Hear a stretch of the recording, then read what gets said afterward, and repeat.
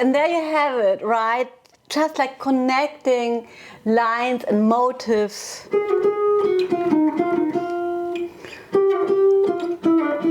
Right?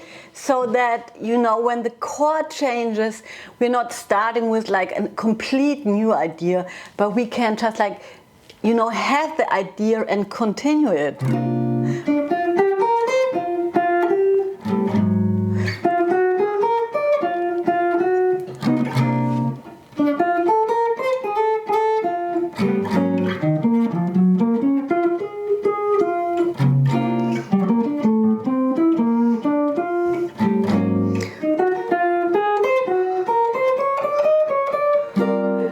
And we can only do that if we know our scales and arpeggio, you know, because what I want to talk today, what I want to talk about is that I realize I have a lot of students that play actually pretty good.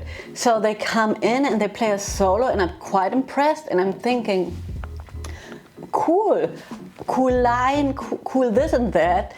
But then in the meanwhile, I'm also thinking there's something missing. And I want to talk about 3 things that I hear that are missing in a lot of jazz guitar solos. And sometimes it can be super hard to put the finger on the spot that is sort of the problem. Why is somebody not progressing? Why is it not really sounding good? How can I help somebody? And I want to talk about these 3 points today.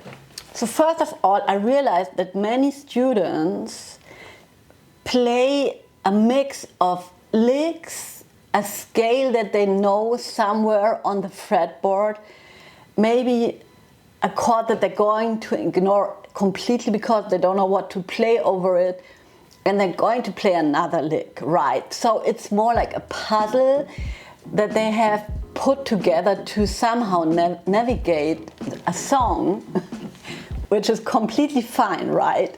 But if we talk about practicing and about how we can practice to develop an organic solo that makes sense, we'll have to dig deeper, I guess, right? So if we want to play a solo like I always strive to play, that develops a motive, and that means it's important what you just played, because the next thing that you're going to play is going to be related to this thing, right? So I'm not going to just, you know, like throw away what I just played, but I'm going to try to have like a red thread. And so if I have a very easy idea over a chord, right, this would be my idea, and the next chord comes, I will try to repeat it. Even, especially at the beginning of a solo, it might sound oversimplified and maybe like a childish melody, but that's where I would want to start a solo, right, with a strong something, and then I want to continue working with that. And it doesn't always have to be so literal like that I have to play the exact same thing on the next chord, but just like the thought of it has to be, you know, has to be continued. And we can only do this if we practice in a way where we have the tools at hand. And a lick is not flexible enough for that, you know, because a lick is sort of set in stone. Of course we can be flexible with a lick, that's another story. But if we come and have a melody and then we play another lick, it's probably not going to relate it. And how can you solve that problem? The problem solving here is really to improvise from scales and arpeggios from the diatonic material if you want so. So if you have, for example, like a C7 sus chord, and you know you can play like the G Dorian over it,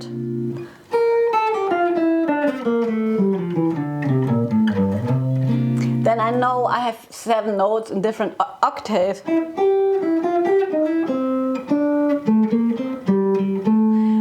I can find my melodies in. And maybe those melodies don't sound so hip and not so impressive at the first glance where we're starting, but knowing the scales and the arpeggios, just like, will give us the freedom to find our own thing, right? Which is cool.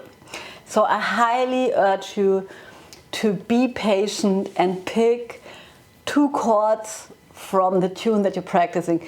But for those 2 chords, you know all the patterns and you know to play them all over the fretboard, so that you don't have, to jump to somewhere because you don't know where the notes are, where you're playing at the moment, and then your melody is going to break up. The second thing that I realized many students do is phrasing or articulation, right? So what do I mean by that?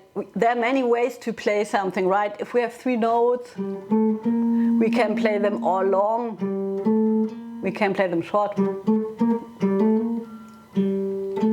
whatever, right? So many ways to play the same thing.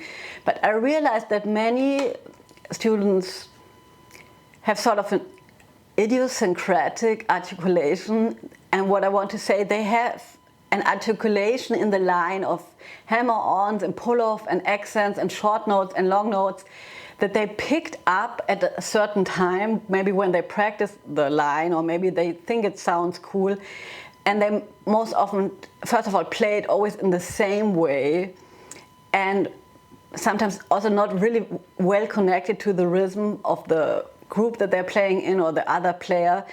What I want to say, it's an automatic thing that they're not thinking about so much. And I think it's super important to going back to legato playing and to be able to play 8 notes lines that have no inflections at all. So to break it down to the bare minimum, that means we're picking all the notes.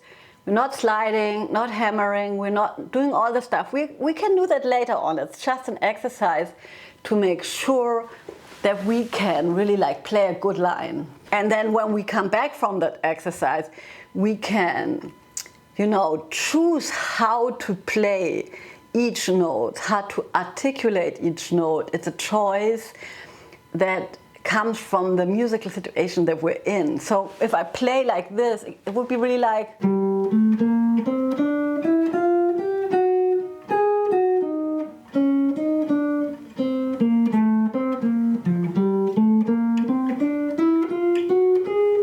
And so you just record 2 chords and you just play 8 notes all the time.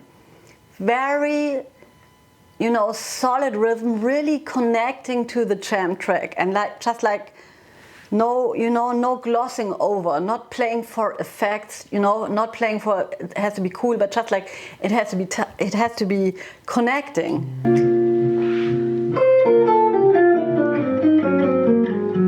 Play something simple.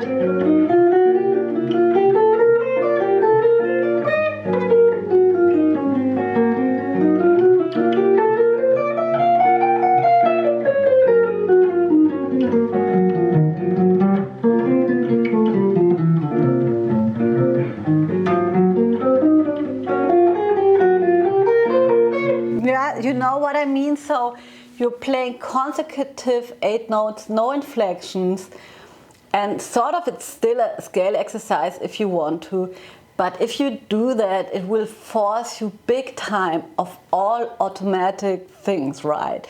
This was rather fast. Maybe you record a slower jam track, can be 2 chords from any song, but force yourself, play consecutive 8 notes, play up and down, and have a nice tone, and look how that goes. I'm not saying that you're playing like this when you're making music, right? But it's just an exercise that will help you in the end to be free, because you can't cheat your way anymore, right? Like stopping a phrase, sometimes we stop at a phrase because we don't know how to continue, right? But if you play continuous 8 notes, then you will know how to continue. And the other thing that I realized, this is point number 3, is that many students sort of play very much in 4-bar phrases or sort of square. So starting on the 1, ending on the 4 sometimes, you know, just like, you know, we have the bars on the music sheet, and then it seems like we have to play in those, you know, graphic things, which we don't have to. So the topic is phrasing over the bar, right? Because that makes it much more fun.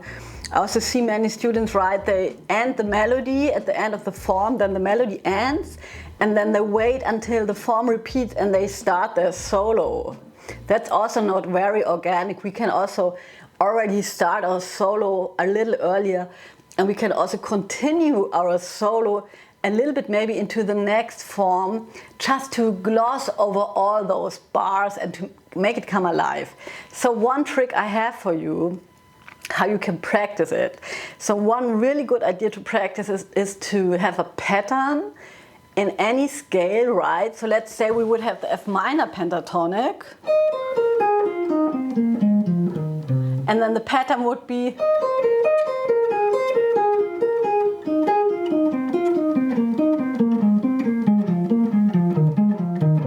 right, so this is a very long pattern in 8 notes.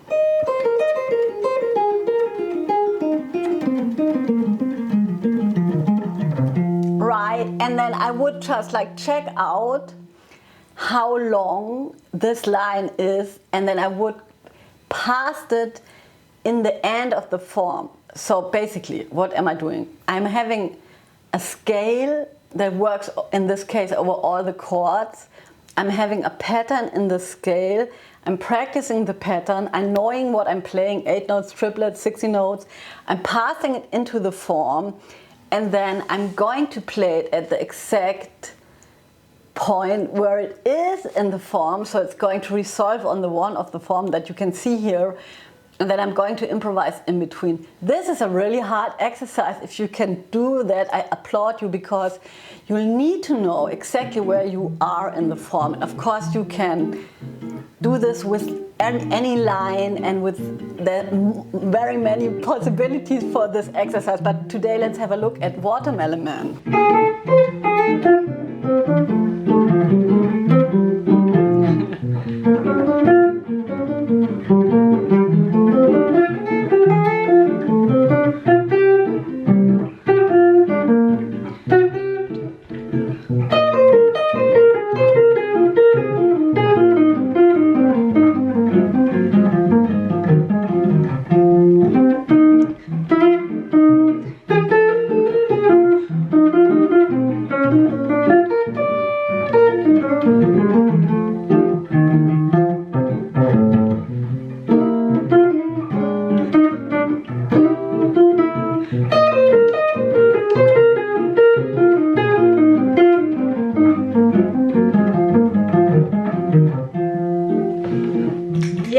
So I hope this is helpful.